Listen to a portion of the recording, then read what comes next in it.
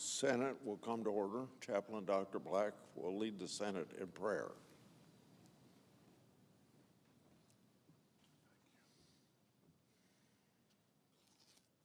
Let us pray. O God of love, give our lawmakers wisdom to know what they ought to do. Create in them a passion to seek the truth, the humility to accept advice, and the courage to act with integrity. When they don't know which step to take, give them the wisdom to pray, "Thy kingdom come, thy will be done on earth as it is in heaven." May your wisdom motivate them to faithfully follow your commands. Lord, empower each of them with the grace to seek and to find, to know and to love, to obey and to live the truth. And Lord, comfort those who weep. We pray in your great name. Amen. Will you please join me in the pledge? I pledge allegiance to the flag of the United States of America and to the republic for which it stands, one nation under God, indivisible, with liberty and justice for all.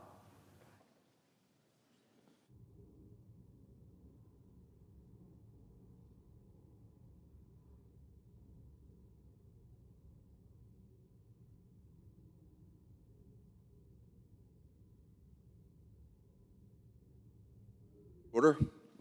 The leadership time is reserved.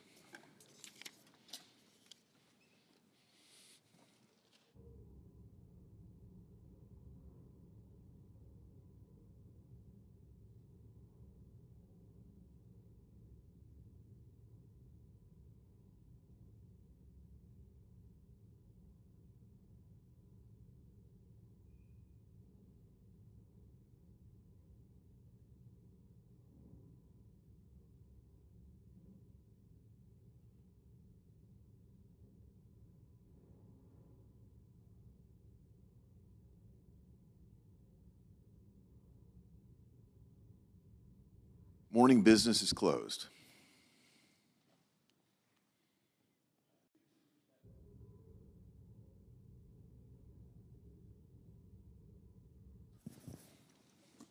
Senate Majority Leader is recognized. President, I move to proceed to calendar number 311, H.R. 7147. The clerk will report. Motion to proceed to calendar number 311, H.R. 7147, an act making further consolidated appropriations for the fiscal year ending September 30, 2026, and for other purposes. Mr. President, President Pro Tem is recognized. I come to the floor about a project that I've been proud to support for over the years at the Library of Congress.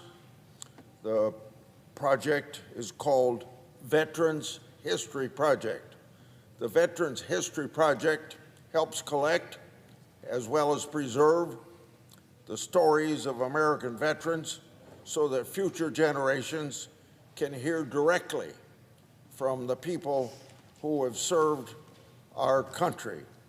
These are actually videos, so you can hear as well as see. The sacrifices of the men and women in uniform should never be forgotten. Their stories help us to better understand the cost of freedom and the service that has helped keep our country safe and free and strong. Today, I will be delivering for the 9th year the stories of 6 more Iowa veterans to the Library of Congress as part of this project. These veterans come from communities across Iowa and represent different branches of military service. This year, the Army, Navy, Air National Guard, and Army National Guard. Their service includes different periods and experiences, even including service during Operation Desert Storm. These records bring the total number of records that I've submitted for the Library of Congress Veteran History Project to well over 100. These additional stories will now be preserved at the Library of Congress, where they can help future generations better understand the roles our veterans have played in defending our freedoms. I'm glad that these Iowa stories will be part of such an important project. I yield.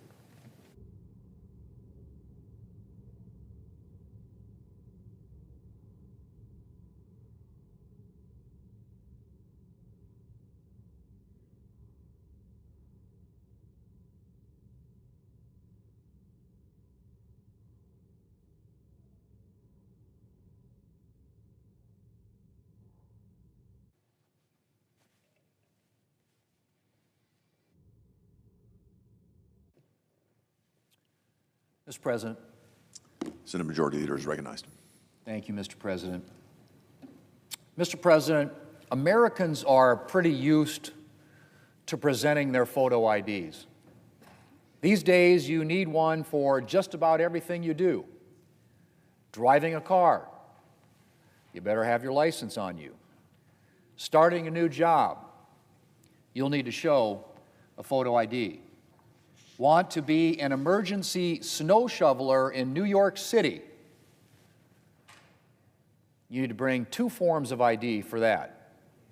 Mr. President, you need a photo ID to open a bank account or visit your doctor. You could ask for a photo ID before you get on a plane or check into a hotel.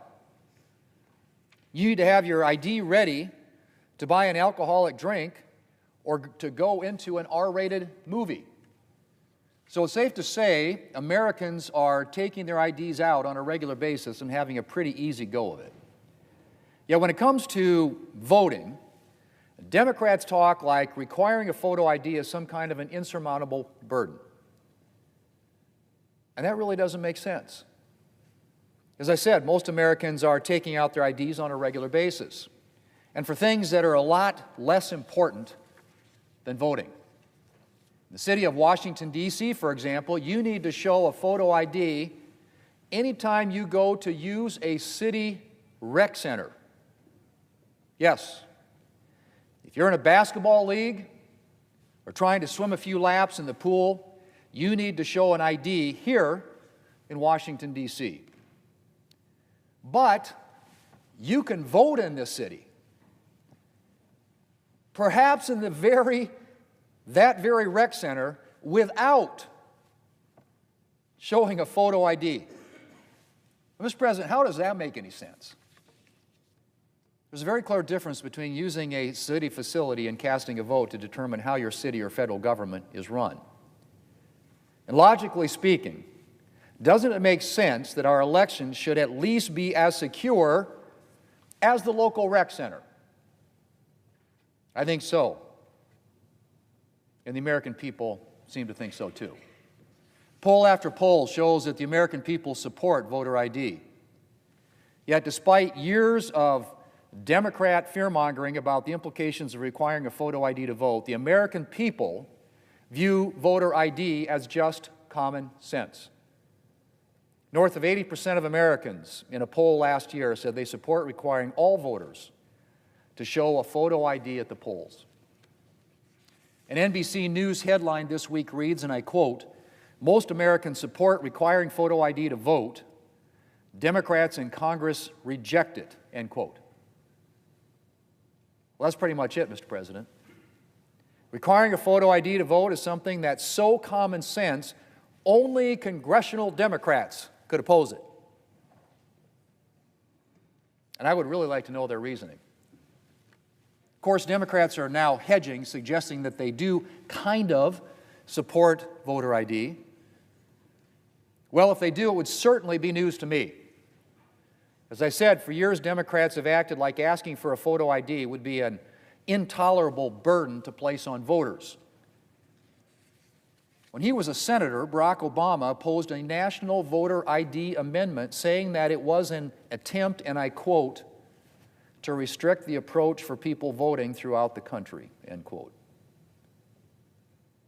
As vice president, later as president, Joe Biden decried state laws that required voter ID.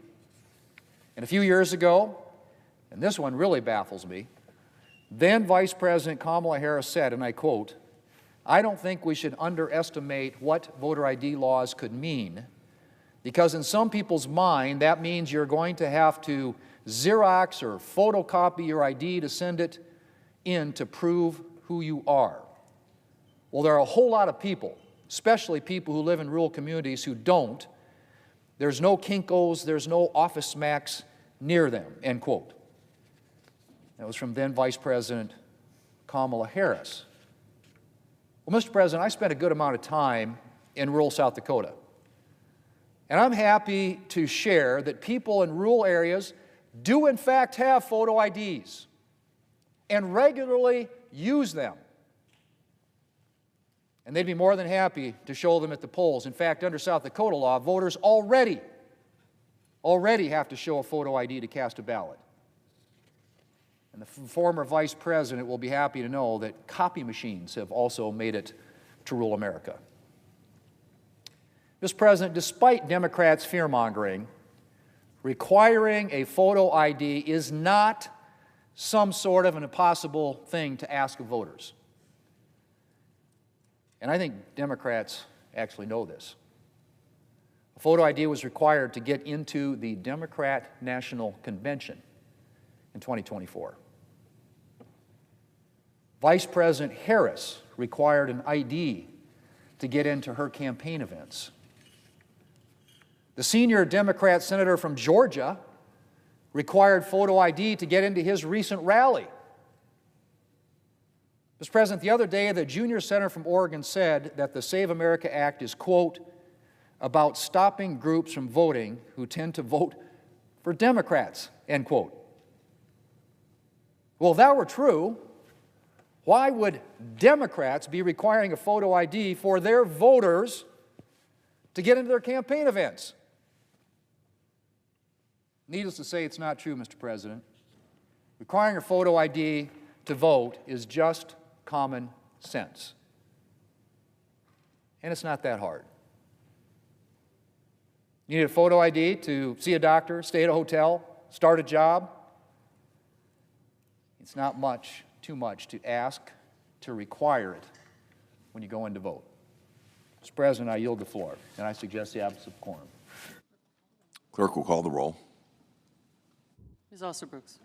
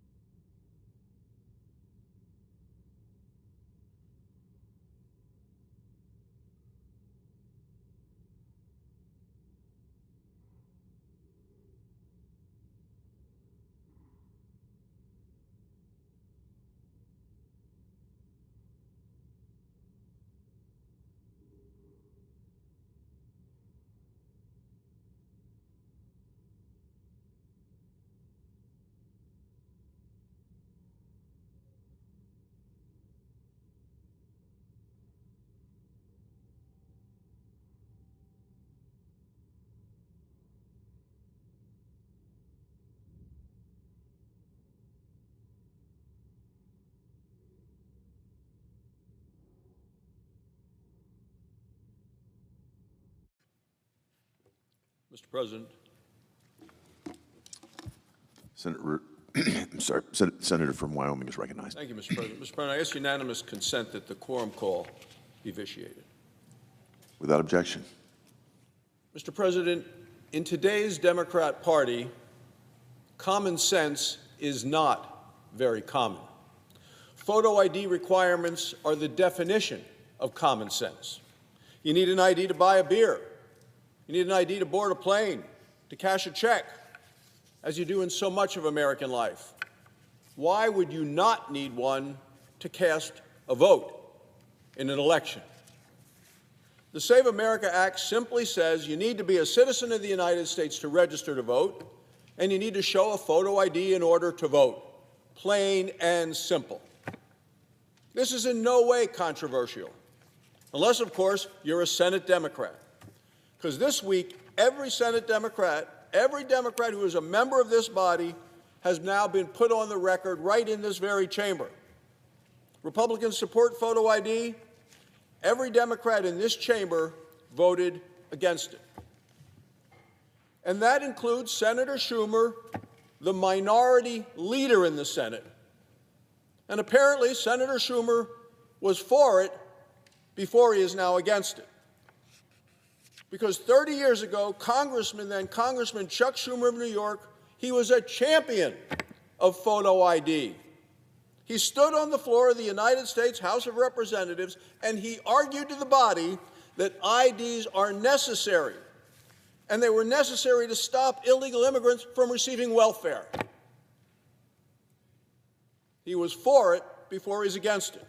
Because today, the same Senator Schumer from New York has called photo IDs fringe. He did it right here at that podium on Monday afternoon. Mr. President, did he change his beliefs, or did his party change their demands?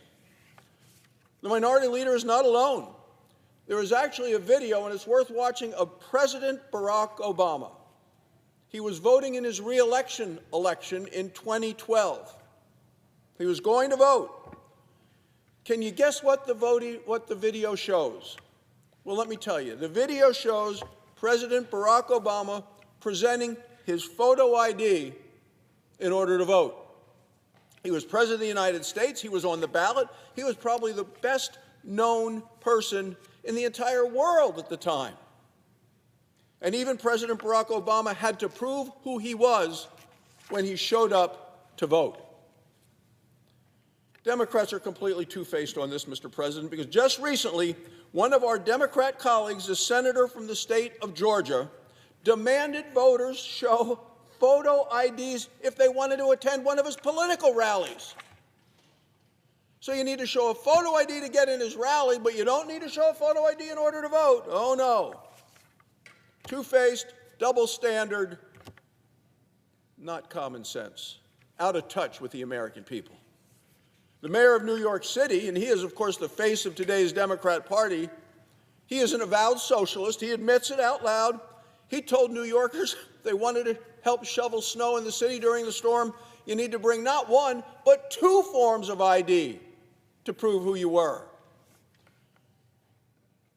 You need an ID to get welfare, to attend a Democrat campaign rally in Georgia, or to shovel snow in New York City, you should absolutely need to show a photo ID if you want to vote in an election in America. Photo ID is a norm in democracies all around the world, Mr. President. All but one country in Europe requires a government-issued photo ID in order to vote. 36 states in America, including Wyoming, my home state, requires voters to present an ID when arriving at the polls. Can't be what Senator Schumer called fringe. It can't be a fringe to adopt a common practice in America, in 36 states, and around the world. That's what Chuck Schumer and the Democrats think is fringe. So why do Democrats continue to oppose the Save America Act? What is it that they're trying to protect? Yesterday, I spoke on this floor about the mess in the state of Oregon. Oregon hands out driver's licenses to illegal immigrants. Easy to get. In Oregon, a driver's license comes with automatic voter registration. You get a driver's license, you're of age, you're automatically registered to vote in the state of Oregon. As a result, from 2021 through 2024, hundreds of illegal immigrants were given driver's licenses and then automatically added onto Oregon's voter rolls. People are astonished when they hear this. Oregon is still scrambling to try to clean up the mess. When Americans hear stories like this, they lose faith in our elections and our system. The real voter suppression threat is not photo ID, but it's Americans losing trust in our elections. That's what we need to be concerned about, Mr. President. They lose trust when they learn that illegal immigrants are on the voter rolls and are being allowed to vote. Photo IDs restore the trust that our system needs. It reduces fraud, and it sends a simple message. It sends the message that your vote matters and that elections are decided by your fellow citizens, not by illegal immigrants.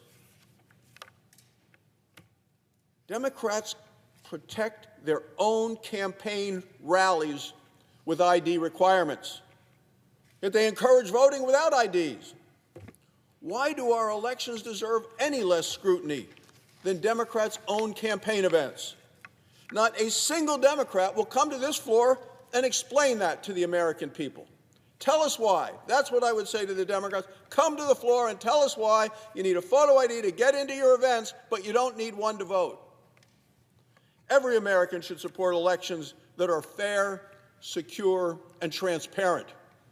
The Save America Act makes photo ID the law of the land, and it is the best way to ensure that our elections reflect the will of the American people. It is, by every measure, common sense. And that's exactly why every Democrat in this chamber voted against it. Now, Mr. President, on a separate matter, today the Department of Homeland Security remains closed. It has been shut down by the Democrats for over a month. The Democrats shut it down.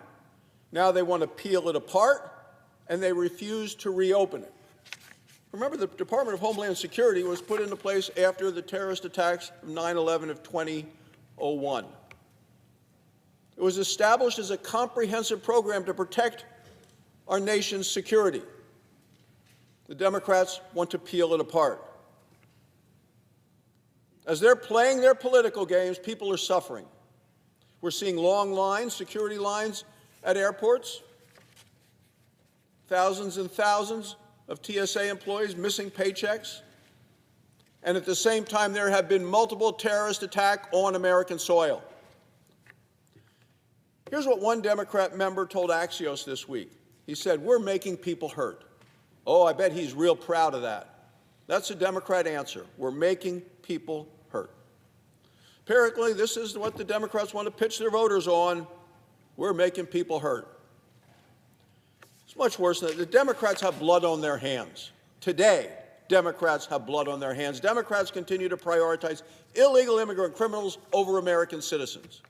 It's been going on a long time, and it continues today, and that's why they're holding hostage the Department of Homeland Security. I want every American to know why this is happening, because for more than a month, Republicans have tried to negotiate with Democrats, all aimed at reopening the Department of Homeland Security so we could have a secure America. But in spite of good faith efforts by the White House, and they've outlined and laid out a long offer, the Democrats continue to say, no, stay closed. The offer addresses mutual concerns in areas of cooperation. It includes IDs on the officers, body cameras. At the same time, the proposal protects the ability of law enforcement officers to uphold our immigration laws. Remember the laws that Biden ignored and had 10 million illegal immigrants flooded into our country over the 4 years that the Democrats were in charge here and Biden was in the White House, and the criminals that came with him? That's what the Democrats want to protect. Those are the people that the Democrats are focused on, the illegal immigrant criminals, rather than the safety and security of the American people. We come up with reasonable offers, and the Democrats have responded first with silence, then with spin, but not once have they come up with solutions. This is a basic betrayal and a blatant betrayal of the responsibility that all elected officials have to protect the American people. The Democrats are way off base. Let me tell you what this means. In Georgia, the Federal Law Enforcement Training Center, which trains federal law enforcement officers in over 100 different agencies, it's shut down right now. In Nevada, a field office for the Homeland Security Investigation Unit that combats fentanyl and other drugs, it is unfunded. In Washington State, major upgrades for the Coast Guard at the Seattle Polar Security Cutter Home Port, they're on delay. None of this makes America stronger. None of this makes America safer. It makes America weaker. It is time to fully fund the Department of Homeland Security. The American people know that the Democrats are the ones standing in the way of their own personal safety. It's time for Democrats to get on board and fund the Department of Homeland Security. Thank you, Mr. President. I yield the floor.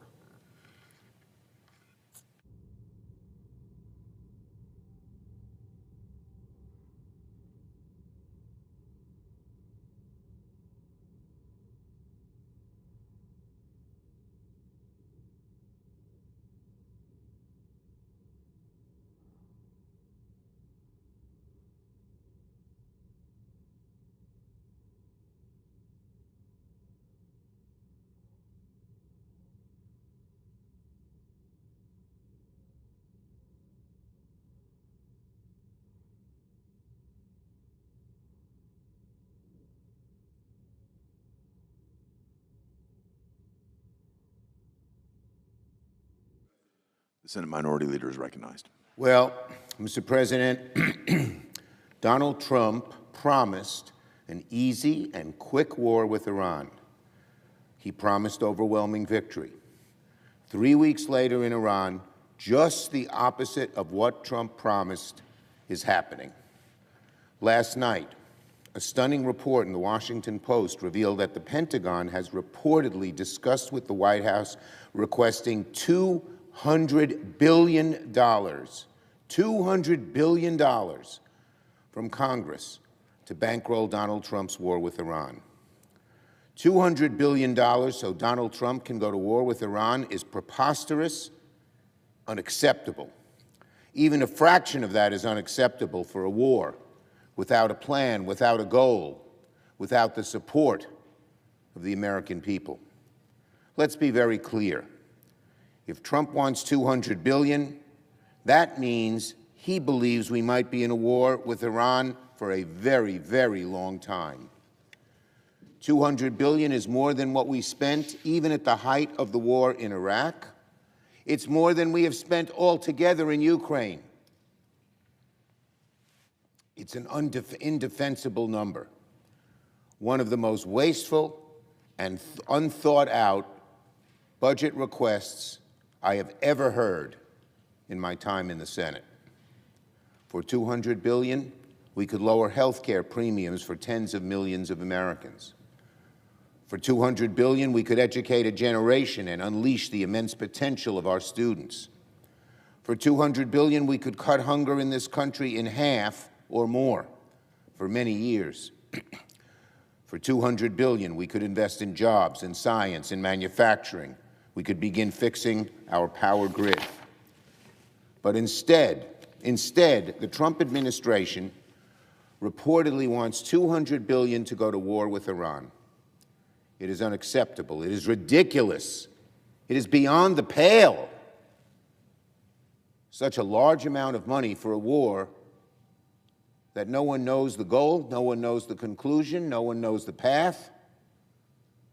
That changes, Trump changes all of these things, the goal, the path, the cost, every day. And he wants us to spend all this money? And meanwhile, the consequences of Trump's war are mounting every hour. I hope America will look at this chart.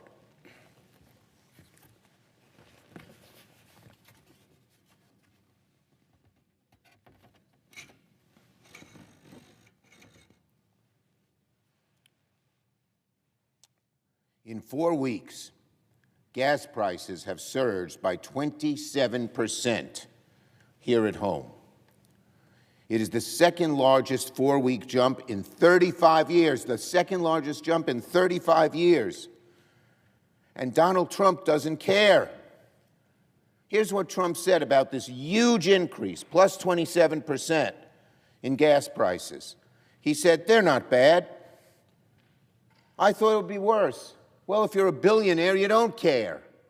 If you're a billionaire, you don't think such a large increase every time you pull up at the pump isn't bad. Tell that, Donald Trump, to the people paying $4 a gallon. And then look at what Kevin Hassett, Donald Trump's top economic advisor, said on live television. He said, "Americans' pain is the least of our concerns." What an outrage. Hassett, take that back, because it sure is one of the biggest concerns of the American people. The least of our concerns right now? What kind of bubble are they living in when the average American has to figure out how to pay for gas to get to work or pay for lunch?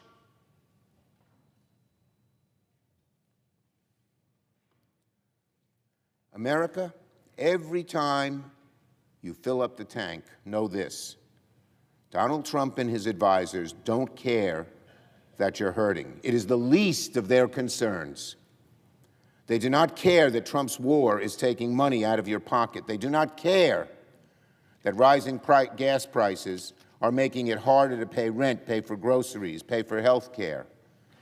They do not care. Shameful, disgraceful, cold-hearted, and so out of touch. But it doesn't stop there. This morning, Reuters reported that Donald Trump is thinking about deploying thousands more troops to the Middle East as the Pentagon prepares for the next stage of the war. You know what that sounds like to most Americans, what Trump said? It sounds like Trump is getting closer and closer to putting boots on the ground. It sounds like Donald Trump is thinking of expanding this war, mission creep on a massive scale. It seems like an oxymoron, mission creep on a massive scale, but they're creeping and creeping and creeping every day and bungling us into war. Boots on the ground, of course, will inevitably mean a surge in casualties, a surge in costs, a surge in chaos. That's not what the American people want, and Republicans know it. They know this war goes against the wishes of the American people, and they refuse. Republicans here in the Senate refuse to stand up to Trump, even though they know the war is wrong, wasteful, putting lives at risk. Last night, we gave Republicans another chance to assert Congress's constitutional authority to tell Donald Trump he cannot drag this country into war without authorization. Once again, Republicans opposed it when they opposed Senator Booker's motion. Where's their courage? Where's their loyalty to the Constitution? Where are the public hearings with Secretaries Rubio and Hegseth under oath? You want to spend $200 billion and you don't want to even let your cabinet people show up at hearings to answer questions? What an outrage. Americans' pain is the least of our concerns. You hear that, America? At $4 gas, Americans' pain is the least of our concerns. This is not the end of the matter in the Senate. This issue ain't going away. Republicans can try to wash their hands of Donald Trump's war with Iran, but they will not escape responsibility. The American people and Democrats will hold Republicans accountable for willingly supporting Donald Trump's reckless, aimless, chaotic war in Iran. On the SAVE Act, Republicans want to waste yet another day on a radical piece of legislation that hardly anyone outside the MAGA fringe even cares about, the SAVE Act. Democrats' position has not changed. If Republicans want to waste the Senate's time debating this bill, so be it. We will continue to debate it. That's what the rules allow the senators and Senator Thune to do. We'll continue, but we will continue to expose just how radical and ugly it is. That's what Democrats will do, over and over again. The longer the SAVE Act stays before the Senate, the more obvious it becomes it's not a voter ID bill, it's a voter suppression bill, it's a voter purge bill. The SAVE Act says no more vote by mail, no more driver's licenses to register, no registering online or on campus or at church. Republicans want to pass through the eye of a needle. Republicans want to make Americans pass through the eye of a needle just to exercise your fundamental right to vote. The SAVE Act would force every state in America to send its voter rolls to the Department of Homeland Security, an agency that has nothing to do with administering elections and everything to do with Musk and Doge and incompetence at the top. Those voter rolls would then be screened by an algorithm designed by Musk and Doge to supposedly root out non-citizens from the rolls. But in reality, it could kick millions of American citizens off the voter rolls, just like it kicked off many American citizens when a screening was tested in Missouri. Now, MAGA Republicans keep talking about the SAVE Act in terms of protecting elections. This is a load of nonsense. Kristi Noem was more honest. She said it was about Kristi Noem said the SAVE Act was about making sure only the right people get to vote. The right people get to vote. So anyone who thinks this is just some benign effort to tell the small number of illegal immigrants, make sure they're not on the rolls, no one disagrees with that. Oh no, it's an effort to make the right people to get the vote. Who are the right people according to Republicans and Donald Trump? Well, the SAVE Act gives us some clues. Deep in the SAVE Act, there is one blanket exception for the SAVE Act's draconian restrictions. Only one. One exception. Guess what it is? It's for the state of North Dakota. North Dakota's ruby red. It's overwhelmingly Republican. And it's the only state that right now does not require any form of voter registration. So it gets a free pass from all the rules every other state would have to follow. How convenient. And look, MAGA claims of voter fraud are utter garbage, but according to the ultra-right Heritage Foundation, North Dakota had 12 instances of improper voting. 12's not a lot, it's tiny. But it was still more than other states that would be forced to impose draconian barriers to vote. North Dakota gets a pass again. How convenient. It's almost as if the goal of the SAVE Act has nothing to do with securing elections. This is how you write a bill designed to give Republicans a naked partisan advantage, and it is what the SAVE Act does. It's not a voter ID bill, it's a voter suppression bill. And finally, on TSA and ICE. Today, this afternoon, Democrats will be giving Republicans another chance to do the right thing by TSA workers and pay them for the important work they do while we continue to debate how to address issues at ICE. Democrats have maintained the same position for weeks. We need to rein in ICE and stop the violence, and the American people are on our side. Rather than negotiate common sense reforms, Republicans have stonewalled funding, held critical agencies like TSA hostage. We Democrats don't want to do that. Republicans, we're willing to fund ICE now. Just don't stand in the way, support us, and TSA agents will be funded. Or rather, we're willing to fund TSA now. Now. No ands, ifs, or buts. Last night, Warnock went to the floor to offer a UC to pay our TSA workers. For the fourth time, Republicans blocked the bill. Today, Senator Slotkin will try it again and give Republicans another chance to fund TSA right away, shorten the lines at the airport, and bring the chaos to an end. The only question Republicans must answer today is this: Has enough been enough? Will they finally fund TSA or keep holding those workers and our travelers hostage? Yield the floor. Under the previous order, the Senate will resume consideration of the House message with respect to S. 1383, which the clerk will report. House message to accompany S. 1383, an act to establish the Veterans Advisory Committee on Equal Access and for other purposes.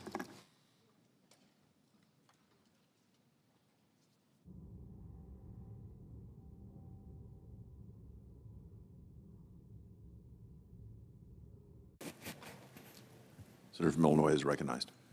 Mr. President, this past weekend marked 61 years since President Lyndon B. Johnson delivered his "We Shall Overcome" speech to a joint session of Congress. Speaking from the House rostrum in the wake of Bloody Sunday in Selma, Alabama, President Johnson urged Congress to pass legislation that would secure, quote, "the full blessings of American life to all, regardless of color or creed." That Congress would heed his call. On August 6, 1965, President Johnson signed the Voting Rights Act into law. That bill, nearly a century after the ratification of the 15th Amendment, would finally outlaw discriminatory practices that erected unjust barriers to voting for African Americans, like literacy tests, poll taxes. It would open the ballot box in America to everyone. 6 decades later, another president would speak from that same rostrum, this time at his State of the Union address. And that president insisted that Congress passed a bill that would make it more difficult, would make it harder for eligible citizens to vote. How far we have fallen from Lyndon B. Johnson's noble goal. We have not overcome. With this SAVE Act, we are still trapped in bigotry. Earlier this week, at President Trump's request, the Senate began consideration of the Save America Act in a marathon debate session. Why? Because President Trump is throwing a temper tantrum, demanding that Congress pass his legislation and nothing else. I have long said in politics there is always a good reason and a real reason. The good reason the president touts when arguing in favor of his bill, that it supposedly puts safeguards to prevent voter fraud. Nobody wants to see voter fraud. That's a good reason, isn't it? But here's the truth. Federal law already prohibits citizens from voting in federal elections, non-citizens from voting in federal elections, and cases of non-citizens voting are extremely rare. In 2024, the Bipartisan Policy Center decided to figure out how frequently we encounter voter fraud in American elections. The Conservative Heritage Foundation Election Fraud Database found in the period 1999 to 2023, 24 years, how many cases do you think they found of voter fraud? Incidents where non-citizens successfully cast ballots. Out of the millions and millions of votes that were cast, they found exactly 77 in a 24-year period. 77. Barely more than 3 per election cycle. And you say to yourself, where is the voter fraud that is leading the Republicans now to create new obstacles for voters to face if they want to register to vote? What's the real reason then, if there aren't only 77 cases of voter fraud in 24 years? I'll tell you, it's for MAGA Republicans to cling to power by rigging the elections in November. It was the same motive when it came to creating new congressional districts for Republicans. This president is scared to death of what's going to happen when the American people finally get to say the last word on his policies. And so he wants to change the election rules. Hard to imagine. He's very blatant about it. They're not hiding it.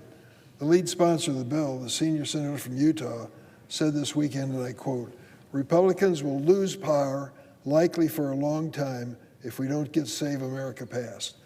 Unless we change the rules on registering and voting, even though there's little or no evidence of fraud and abuse, this Republican senator who's leading the charge concedes the obvious. It'll hurt them in the next election if they fail to pass this bill." They don't think they can win the election fair and square, so they need to change the rules and make it harder for eligible voters. So what's in this Republican political life raft that's on the floor? Among the provisions is one that requires all states to obtain proof of citizenship in person, two critical words, in person, from people looking to register to vote.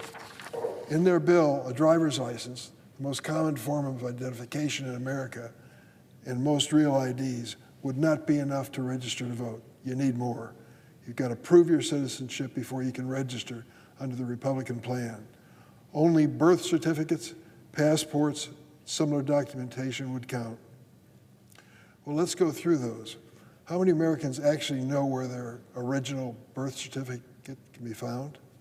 And how about those who have a birth certificate with the maiden name of a woman who's married or in a hyphenated relationship? What are you going to do with those documents? And do you know how many Americans don't have a passport? Almost half of the people living in America have no passport. Half of the population. You say to yourself, well, go get a passport. There can't be much to it. Have you tried lately? You know what it costs? $165. So before you get to vote, you got to write a check for a passport for $165. That applies to 146 million Americans. And how long does it take? Well, I can tell you the people work hard to get out the millions of passports each year, but we're talking about 3 or 4 weeks, in some cases months. If you put an extra $60 on it, make it $225, they'll expedite it. That's your poll tax. You want to vote? You want to register? You got a passport?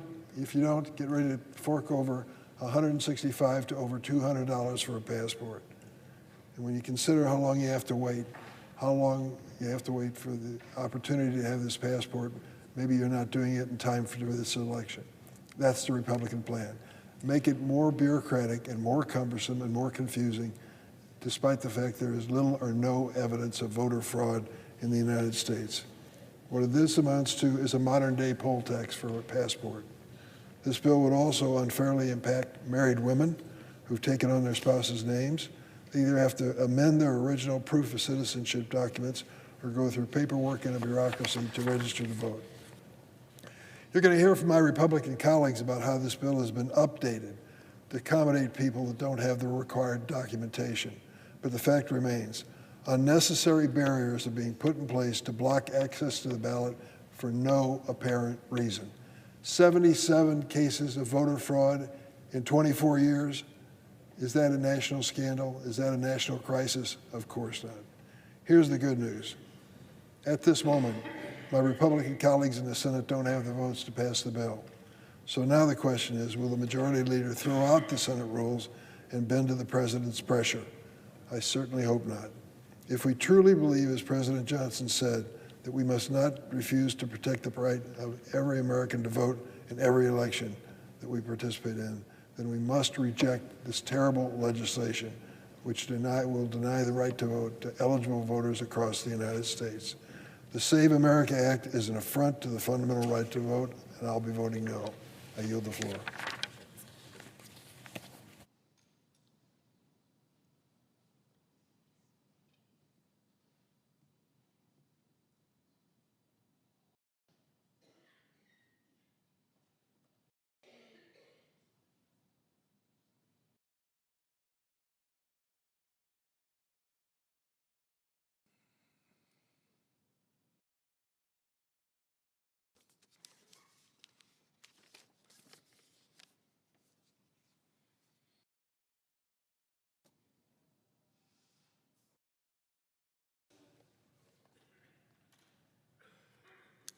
President. Senior Senator from Kentucky is recognized. As a Republican leader, I always enjoyed calling our colleagues' attention to longtime Senate staff as they notched milestones of service in our institution. Well, today, I'd like to reflect for a few moments on a longtime advisor who's an institution in his own right. There have been any number of occasions over the past several decades when it would have been right and fitting to to praise the talents and service of Paul Grove. There's certainly been no shortage of situations where, except for the efforts of this one man, the Senate might have missed opportunities to advance America's influence on the world stage. The longtime Republican clerk at the Appropriations Subcommittee on State and Foreign Operations is quite literally that good. But Paul, like so many of the brightest unelected members of the Senate family, is also good at dodging credit for his extraordinary service to the Senate and to our country. Well, not this time. Tomorrow will mark a cumulative 30 years of Senate service for Paul, 25 of them consecutively. He's got more Senate experience than 96 of our elected colleagues. And as his first Senate boss, I'm invoking my right to say a few words about it. Long before Paul Grove was the Senate's resident expert on the levers of American soft power and our trusted emissary to the furthest corners of Southeast Asia and even beyond, he was a junior legislative aide to a freshman senator. And if memory serves, I initially paid him to advise me on, believe it or not, health care policy. In that sense, Paul's career resembles many Capitol Hill success stories. Show up with intelligence, a good work ethic, and let the rest of it sort itself out. But we do respect to the many thousands of smart and hardworking staff who've walked these halls. Paul Grove's engine runs on an even rarer fuel, a deep, sincere, and abiding belief that the task before him was good and worthy of his best. My fellow appropriators understand that when folks complain about how the sausage is made here in Washington, they're referring to us and the complex ways that we try to keep the lights on around here. But if you're ever tempted to think it's all a bunch of grizzled paper pushers and number crunchers untethered to the real world, I would encourage you to spend some time with Paul Grove. My good friend Robin Cleveland, who preceded Paul at the subcommittee, described him as a true believer. That's dead right. He's a true believer in the dividends of American leadership, the power of our influence, and the prospects of democracy, even in places where it seems to be on the ropes. Perhaps that's why the only thing ever pulled Paul away from the Senate and our important role in shaping American foreign policy was the chance to go even closer to the front lines. By the time Paul returned from several years in Cambodia, where he supported fledgling democracy movements across Southeast Asia, he was the obvious choice to help me lead the subcommittee. And while no one could fill Robin's shoes, Paul brought his own, and they fit perfectly. His approach, certainly less profane, but no less fortunate and formidable. Ask anyone from the State Department who's dealt with Paul whether it's worth trying to dodge his pointed inquiries. During my time as chairman, Paul and I crisscrossed the world together. And I learned the hard way that Paul's approach to trip planning could have made even our late friend, the intrepid John McCain, think twice. On my first CODEL, to Iraq and Afghanistan with Paul, he had us wake up in Pakistan, attend briefings and lunch in Afghanistan, refuel in Oman, and have dinner in Turkey. Paul may have been the only one still awake during that dinner. And I tried to institute a maximum 2 countries per day rule after that. In capitals and far-flung outposts alike, Paul's devotion to our mission made me smarter and more effective.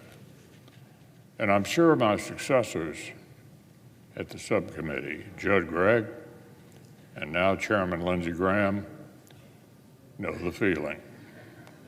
No doubt, so did full committee leaders like Ted Stevens and Thad Cochran and Richard Shelby, and now Susan Collins.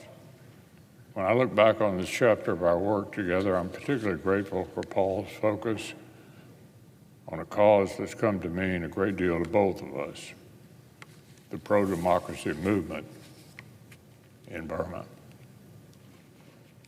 As the old saying goes, success has 1,000 fathers.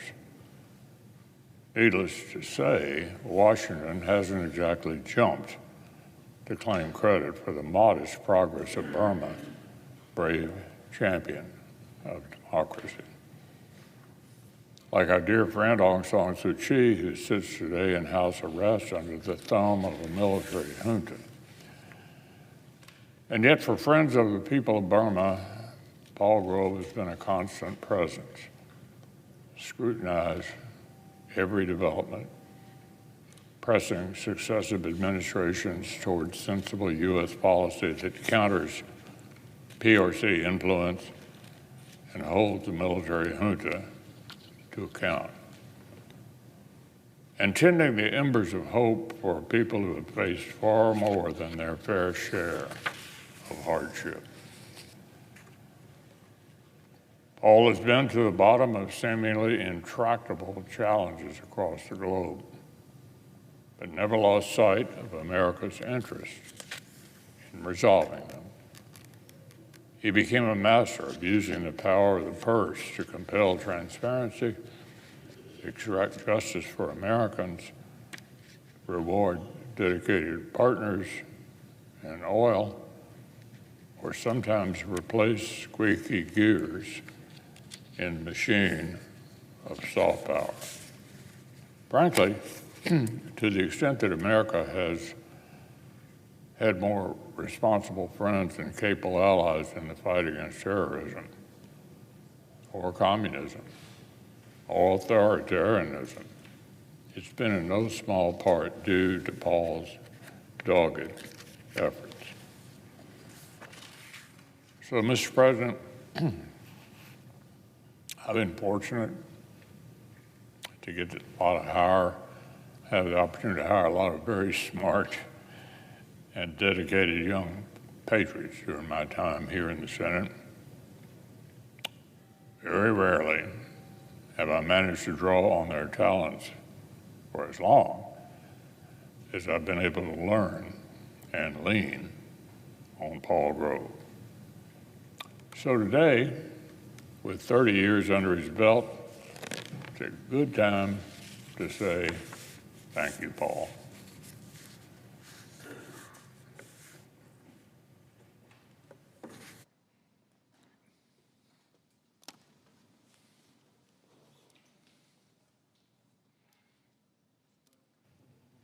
Senator from Vermont is recognized. Thank you. Mr. President, at a time when our country faces unprecedented crises, the United States Senate has spent an entire week debating a problem that essentially does not exist. The goal of the SAVE Act that is on the floor right now is to make certain that non-citizens do not vote in American elections. I don't know that anyone disagrees with that. And the good news is that non-citizens do not vote in American elections. Study after study has shown that the number of undocumented immigrants voting in American elections is virtually non-existent. We are debating a problem that does not exist. The Conservative Heritage Foundation found that over a recent 24-year period, 24 years, there have been a grand total of 77 confirmed instances of undocumented immigrants voting in the United States. 24 years, 77 undocumented immigrants voting. Hundreds of millions of people voted in a 24-year period, and there were 77 instances of non-citizens voting. That is according to the Conservative Heritage Foundation. What about individual states who have looked at this issue? What have they found? Well, the state of Utah found that of the state's 2.1 million registered voters in 2025 and 2026, a grand total, all right, here we go, a grand total of 1 non-citizen registered to vote in that state. And that individual never cast a ballot. 2.1 million registered voters in Utah, no non-citizens registered to vote. 2024, Idaho reviewed its 1 million registered voters and found 36 possible non-citizens registered to vote.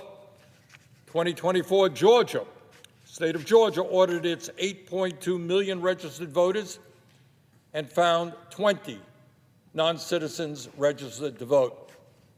Overall, not only are there a tiny number of people undocumented who are registered to vote, most of those citizens have never even voted.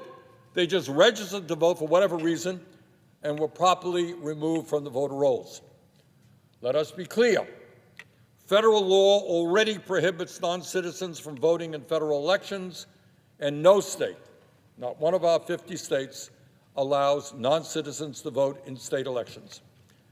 But, Mr. President, if this legislation were to be passed, it would create a whole lot more problems than it would solve.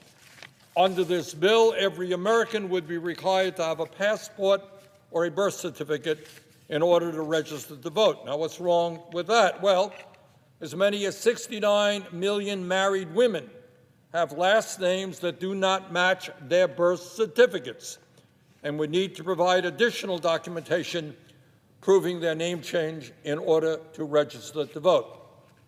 Further, an estimated 4 million Americans have had their birth certificate or other necessary documents stolen or destroyed. If you're watching this out there, just think, do you have a birth certificate? How are you going to get a birth certificate? How many weeks, months? How much does it cost? You're going to have to go through all the bureaucracy to get your birth certificate. Even worse, want a passport to vote? Well, half of Americans, 146 million people, don't have a valid passport.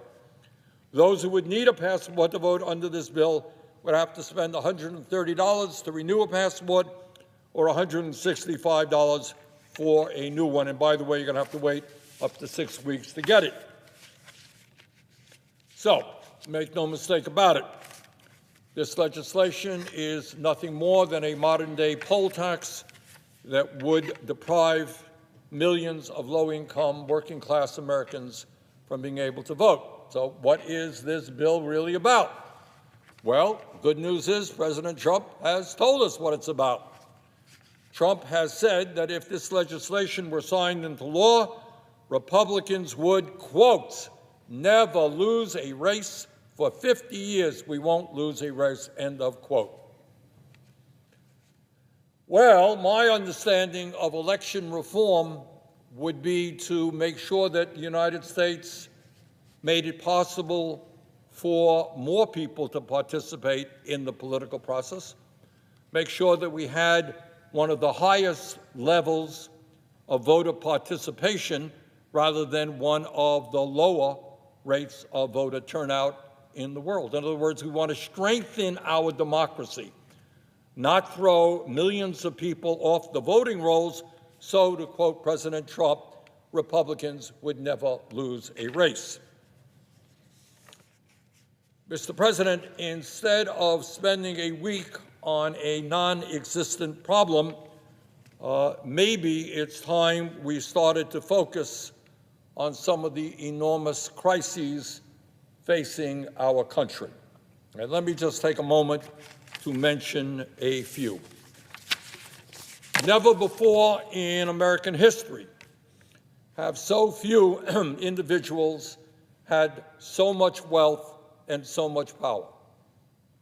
During the Gilded Age in this country with Rockefeller and Carnegie, you had a handful of people who had enormous wealth and enormous power. Nothing compared to what exists today. Today we have more income and wealth inequality than we have ever had in the history of this country. Think that might be an issue that we should be talking about? Do you think we might be suggesting that there is something wrong when the top 1% in America now own more wealth than the bottom 93%? Do you think we might be talking about making some changes in an economic system in where 60% of our people today are living paycheck to paycheck, families struggling to feed their kids, pay for health care, pay for rent, pay for child care, pay for the basic necessities of life? 60% of our people live in paycheck to paycheck, and one guy, Elon Musk, owns more wealth than the bottom 53% of American households. Think maybe that might be an issue that we should be talking about? But, Mr. President, one of the reasons we don't talk about that issue and many other vital issues that impact working families is the reality that Congress today is much more concerned about protecting the needs of its campaign contributors, the billionaires who are putting an unprecedented amount of money into the political process, rather than representing the needs of working families throughout America. No great secret. As a result of this disastrous Citizens United Supreme Court decision, the billionaires in this country, Democrats, but more Republicans, putting huge amounts of money into the political process. And the Congress is quickly becoming a corporately owned entity. Maybe we might want to talk about how we get rid of big money in politics and create a democracy in which every person has one vote, not where billionaires can spend unlimited amounts of money to elect candidates who represent their interests. And I should tell you, Mr. President, that one way I believe that we begin to tackle the massive level of income and wealth inequality that exists is by imposing a wealth tax on the 938 billionaires in America who are worth some $8.2 trillion. Legislation that I have proposed, the wealth tax on billionaires, would not impact anybody in America who is not a billionaire. But over a 10-year period, this legislation would raise $4.4 trillion, strictly from the people on top, the 1/10 of 1%, minuscule number of people who are doing unbelievably well. And what would we use that $4.4 trillion for? Well, let me just briefly tell you. For a start, in the first year, at a time when working-class families are struggling to put food on the table and pay their rent, this legislation would provide every man, woman, and child in the country in a household making $150,000 or less a $3,000 direct payment, $12,000 for a family of four. So at a time when the billionaires have never had it so good, when many of them are paying virtually nothing in taxes, we're going to demand that they start paying their fair share so that working-class, low-income families can get some help $3,000 for every man, woman, and child in families of less than 150,000. This legislation would end homelessness in America and address the affordable housing crisis by building 7 million units of low-income and affordable homes and apartments. 20 million households in America should not be forced to spend half of their limited incomes on housing. We should not have 800,000 people sleeping out on the streets. Instead of giving tax breaks to billionaires, we should be building low-income and affordable housing. This bill would expand Medicare. In Vermont and all over this country, you got elderly people, can't afford dental care, can't afford hearing aids, can't afford vision care. This legislation would expand Medicare to cover dental, vision, and hearing. Last poll that I saw on that, only 90% of the American people supported it. Maybe we may want to pass it. This legislation would provide universal child care in America and make sure that no one in our country pays more than 7% of their limited incomes on child care. At a time when school districts in Vermont and around the country are having a hard time attracting good teachers because the pay scale is much too low, we would make sure that no teacher in America earns less than $60,000 a year. This legislation would also make sure that seniors and people with disabilities receive the home health care they need through Medicaid. And by the way, this legislation would prevent 15 million Americans from losing health care by repealing Trump's $1.1 trillion cut to Medicaid and the Affordable Care Act. And we do all of that just by asking the very wealthiest people in this country, the fewer than 1,000 billionaires, to pay 5% of their wealth in taxes. And you know, after that, I know people, editorial writers all over America, very worried about what happens to poor Mr. Musk and Mr. Bezos and Mr. Zuckerberg. The good news is they will still have enough money with their hundreds of billions of dollars left to feed their families. I don't want anybody to think that the Musk family or the Bezos family will go hungry. We leave them with hundreds of billions of dollars. And the other thing, Mr. President, that we got to do, instead of dealing with non-existent problems like the SAVE Act, we got to address the threat of artificial intelligence and robotics. And surprise, surprise, our very same friends, Mr. Musk, Mr. Bezos, Mr. Zuckerberg, Mr. Ellison, Mr. Thiel, and others are pouring huge amounts of money into AI and robotics. Left unchecked, these technologies will bring about a massive transformation of American economic, political, and social life. That's what we're talking about. And that transformation of American life, economic, political, social, is being pushed by a handful of multi-billionaires. And it is time for the United States Congress to say, slow it down. And it's not only what it will do to throwing millions of workers off of their jobs, hooking children to artificial intelligence.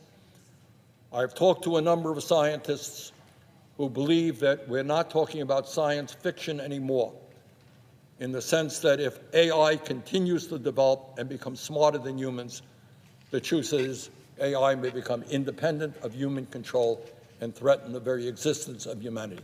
Now, I know that the future of humanity and the existence of whether or not we survive, not quite as important as dealing with legislation dealing with a non-existent problem like undocumented people voting. But maybe, just maybe, we might want to spend a few minutes determining whether or not we should slow down AI so that humanity survives, so that tens of millions of people do not lose their jobs, so that kids do not lose their mental health by becoming addicted to AI, etc. So bottom line, Mr. President, there are enormous issues facing this country. It is no great secret that the American people increasingly understand that the work of this Congress right now is to protect the 1% and wealthy campaign contributors. And maybe it's time we started worrying about working families and ordinary Americans. Thank you, Mr. President. I yield the floor. Senator from Ohio is recognized. So I actually would like to continue exactly the theme that my colleague from Vermont brought up. Except I think before we talk about artificial intelligence, we should talk about natural intelligence. And it absolutely goes against natural intelligence for us to sit here in this chamber knowing that we have 260,000 working American families who work for our government, who are doing their job and not getting paid. That, to me, is the crisis we should be talking about. And yes, I agree with my colleague from Vermont. We should not be worried about Mr. Musk or any of the other billionaires going hungry. I worry about our TSA agents going hungry.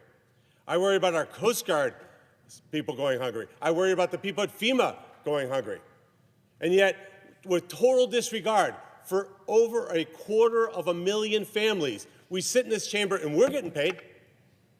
Everybody here is getting paid, and yet they're not. And I applaud my colleague from Vermont who's walking out of the floor, caring about working Americans. Why don't we care about them? Why don't we fund DHS now? Why don't we worry about those families who, by the way, according to the last Secretary of Homeland Security, the last one said, and I'm going to quote here, the average TSA agent lives paycheck to paycheck. We've taken away 3 paychecks. 3 paychecks we've taken away from them. If there's ever a time that we need to fund DHS, it's now. This is not a Republican secretary saying that. It's a Democrat Secretary of Homeland Security saying that. I don't understand how in a leadership role, which is what we are here in the United States Senate, we would allow the suffering of 260,000 families to go with this much contempt and instead fund DHS in its entirety. Allow those families to get paid. Mr. President, you were a business guy like I was. Could you ever look at yourself in the mirror when you owned your businesses and know because of your actions, the people who worked for you weren't getting paid and were suffering? It's impossible. I remember when I started my first business, I felt the weight of success because I had to take care of my family. But those early families for that first business that I bought, every day I walked in, I felt this incredible responsibility. Like, man, if I made bad decisions, like if I make a bad decision today, people will go hungry who work for me. And that drove me to succeed. We are totally disconnected here. We sit here in this chamber, it doesn't even touch any of us. And I think that's a disgrace. I think we should very simply do what's always been done before we became this hyper-partisan chamber. We fund the government responsibly. And then, if we have policy disagreements, we can sit down. By the way, right now, just down this hallway, there is Democrat colleagues and Republican colleagues of good faith sitting down to negotiate differences to get the Department of Homeland Security funded. We have American citizens that are paying taxes to fund a government to work that is not working. I know that sometimes pleading with my colleagues to have some level of humanity is ineffective, because quite frankly, maybe this place takes a little humanity away from you. Maybe you don't see how these decisions affect many, many people. So with that, Mr. President, I'm going to ask a very, very, very simple request. Very simple. I'm going to ask unanimous consent that this body, the United States Senate, proceed to immediate consideration of calendar number 156, H.R. 4553.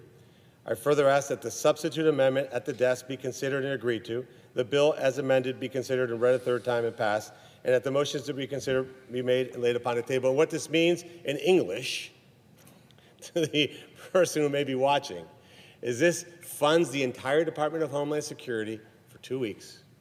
Everybody gets paid up to date. We get the department open, and then let the work that's being done now proceed. I ask that that happen.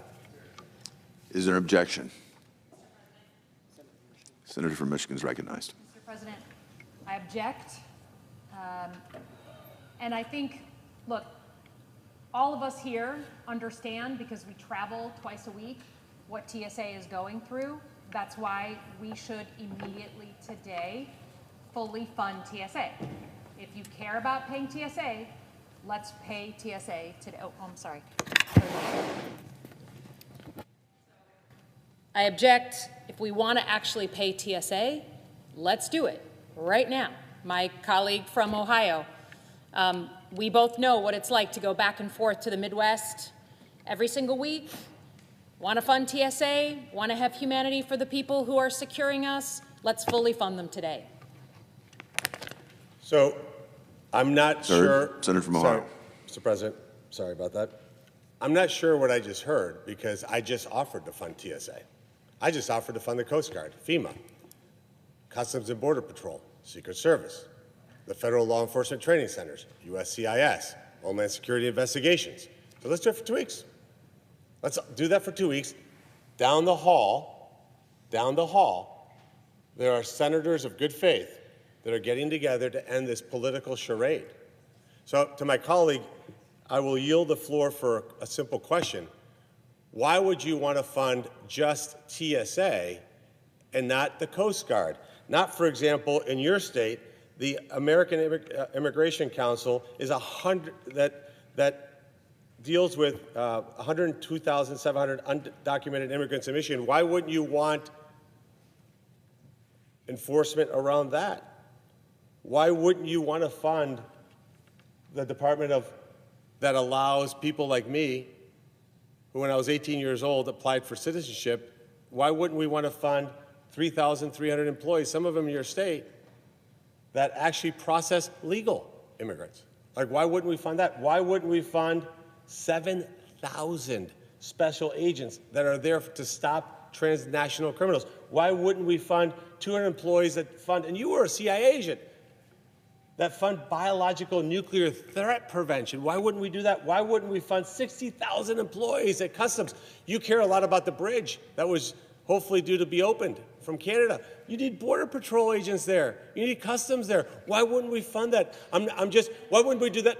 Why wouldn't we do that? Why wouldn't we do that for 2 weeks? 2 weeks. And then we can get together. Why wouldn't we do that? Why just fund one narrow slice of the Department of Homeland Security? I'm just curious why you would do that. Will the senator yield? So here's the thing. I think from Michigan's recognized. I'm sorry, pardon me. I think it is not hard to notice that right now our country is going through a pretty fundamental conversation about the role of ICE and law enforcement in our city streets. We know that it's a cultural conversation in the United States of America because the previous Secretary of Homeland Security got fired because of the disaster that went on in Minneapolis. I sat, as you did, in the hearing with Mark Wayne Mullen yesterday because we need a new Secretary of Homeland Security. Every American in the world, Democrat and Republican, understands that's because ICE so deeply contradicted American values in our American cities. So we're having a full-on cultural conversation about the role of law enforcement in our streets. In the meantime, you and I can agree every day of the week on the role of Border Patrol, CBP, FEMA, which we desperately need, Coast Guard, which no one has more Coast Guard pretty much than Michigan. So I'm ready to fund those things now.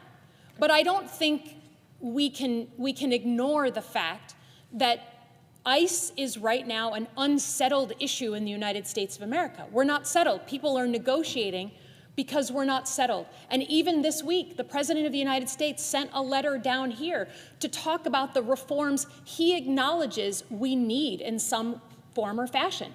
Now, some of those reforms to me are like basic and don't go far enough, like we won't deport American citizens.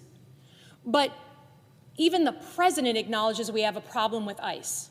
So let's excise that one part that we are having an American conversation on and then fully fund the other stuff here and now today. That's what I'm proposing. Will you yield for a question? Of course. Thank you. Look, I appreciate, and I know you're a person of good character, by the way. I genuinely believe that. But that's not what you're asking for. You're asking to fund just TSA. But meaning the question is this. why would we use 260,000 people and their families as pawns in a negotiation? Why wouldn't we pay all those people? So will you consider adding a bill that I've put together that says that as long as we haven't fully funded the government, we get money taken out of our paychecks, not held in suspension, that we actually would lose compensation, about $500 a day, every day that goes by where we haven't fully funded the government. Would you consider adding that to your resolution? Will you yield? You have the floor. Sorry, I don't know the rules here, but sorry, Mr. Speaker, if you have to. The Senator from Michigan is recognized. Thank you. So first of President all, is enjoying this debate. I am proposing today just the UC on TSA, but my colleagues, one after another, have proposed funding the Coast Guard, Border Patrol, FEMA. So whichever way we want to do the package, individually or all but ICE, I'm here for it. And I'll do you one better on your proposal. I 100% agree. When I first came into Congress in 2019, we were in a government shutdown in the first Trump administration, right? President Trump had a shutdown. That's how I came into Congress. And my very first bill as a congressperson, bipartisan, by the way, the Problem Solvers Caucus, a bunch of us did it, was that if the government isn't fully funded, then Congresspeople, A, do not get paid, and B, I'll go one further, are not allowed to have government pay for their travel back home, meaning they have to sit their butts down in Washington and negotiate and get it done then and there without taking taxpayer dollars to go back home. So whether you want to add a $500 fee, whatever it is, this body is for appropriating money. So I'm here for whatever you want to propose. But I think you have to acknowledge, even the president acknowledges at this point, that the American public, Democrat, Independent, and Republican, does not like American citizens being killed in our streets. They do not like going into a human being's home without a judicial warrant. They don't like children being taken and tear gassed and caught in the crossfire. Non-well-trained officers pulling people out of cars and getting into dangerous situations. People being targeted. You should hate this. When you're walking into Target, they had ICE officers pulling people aside because they looked like they were immigrants and checking their papers. You know what that does to a Jew? You know what that means to just check people's papers because of how they look? You should hate that. So for me, whether we agree or disagree, and I would hope we'd agree on the use of force in America, set that aside, fund everything else today, now, here, penalize members of the Senate who want to go home and ignore the problem. I'm with you on that. But you are holding all of those agencies hostage because of ICE. You are defending them and not allowing them to get their paycheck. You are holding them back from those 3 paychecks, not Democrats. We are here ready to pay. You are so protective of ICE, so protective of this president that you will not fund the other parts of DHS, and that is our Homeland Security. I know about that. That is my entire life. You know, you care about that. I know you do, Senator. So please, just excise the thing we're not agreeing on, fund the rest of it, let's get on with it, and understand that the American public have made their voice clear on this issue. We yield for... Senator from Ohio is recognized. So, Homeland Investigations is part of ICE. It's 7,000 special agents that work for ICE that stop transnational criminals. You're not suggesting that we not fund them, are you? I am suggesting that we get everybody in a room, sorry, if I can yield, that we get everyone in a room on Homelands, on the ICE issue. Lock them in a room here in the Capitol, our negotiators. I need the president to send his envoy so we can actually make some decisions.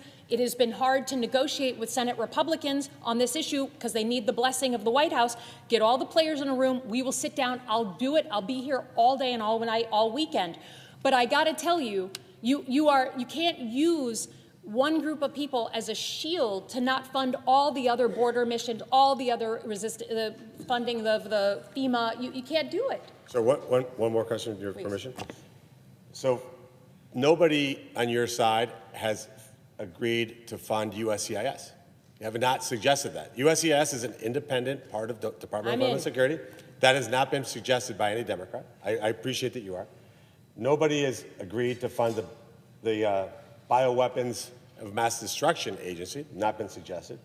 And you've specifically, meaning not you personally, the Democrat senators have specifically said they do not want to fund customs, which you understand really well, what customs means, and border protection. Like that, these agencies that are listed on this board, there has been no movement among Democrats to fund this, and this is why my point is the same. I'm not suggesting to my colleague from Michigan at all that we permanently fund this forever. What I'm saying is 2 weeks. Let's reopen the Department of Homeland Security for 2 weeks. Let's let people of good faith, you and I, look, we agree on what you said. Let's take our paychecks away. Let's prevent us from flying home. Let's make us, I'll use your words, keep our butts here until we get this done. If that means today, tomorrow, Saturday, Sunday, we can play pickleball in between, it'll be fantastic, okay? But we don't leave. If that means right through Easter, by the way, we do not leave this chamber. And we do not get, and we lose pay every day that goes by until we've funded the whole thing, because we can work it out. We can work this out. But I look at some of your colleagues who said they're serene as to where we are on this. I don't think there's 260,000 families that are serene about this, and I don't think you are either. So again, I would just ask that you amend your resolution to say let's fund the entire department for 2 weeks. We don't want to defund ICE. I'm not hearing you say that. I hear some of your other colleagues say that, but we're not looking to defund ICE, and we're certainly not going to stop Homeland investigations. Let's fund the whole thing for 2 weeks. Let's get the American people to understand we can get things done. Let's not absolutely leave, forget D.C., let's not leave this chamber, the Capitol, until we get this done. That's my ask, that's my plea. Sir from Michigan. I ask unanimous consent that the Senate proceed to the immediate consideration of Calendar 362 S4127, that the bill be considered read a third time and passed, and the motion to reconsider be considered made and laid upon the table. Is there objection? Mr. President? Senator from Ohio is recognized. Reserving my right to object, just to be clear what was just proposed. What was just proposed is to fund just TSA. Nothing else. Nothing else. And what's wrong with that, in case you didn't hear the peanut gallery, what's wrong with that is that there's hundreds of thousands of other government employees who, for no fault of their own, they did nothing wrong. They didn't do anything to do with what happened in Minneapolis. No role in that whatsoever. They go to work every day, doing the best they can to keep us safe. Mr. President, yesterday, for the first time in my life, I attended a dignified transfer ceremony in Dover. I'm thinking to myself, these 3 Ohioans, what did they die for? They died to preserve freedom for us. They didn't ask any questions. They went willingly. They volunteered. Can we honor their sacrifice by saying, do the right thing? Fund the Department of Homeland Security for 2 weeks. Senators, stay here without pay, not held pay, docked pay, because we haven't done our job. Article 1, we are the power of the purse. So I would ask one last time before concluding this. Can I get my colleague from Michigan, who's a good person, to agree to amend her proposal to fund the entire Department of Homeland Security for 2 weeks, and then force every senator, and I think that she has the influence to convince her colleagues to stay here without pay until this gets done. Is there objection to the request? Yeah.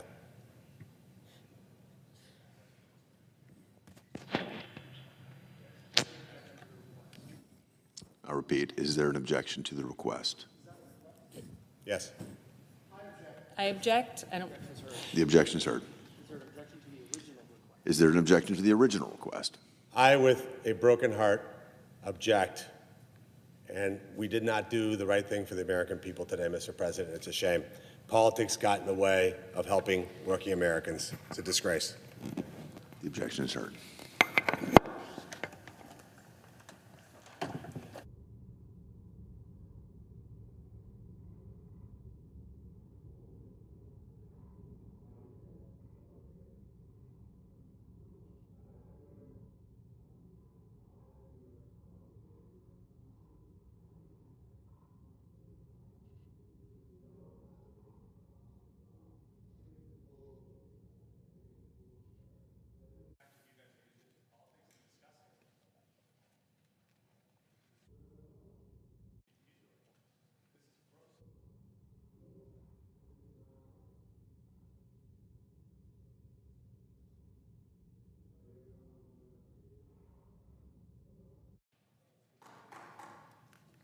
Senator from Colorado is recognized. Thank you, Mr. President. And I'm going to switch gears a little bit here. I want to talk a little bit about the SAVE Act. Now, despite its name, SAVE Act's not going to help you or anyone in America save on anything. It won't help you save on your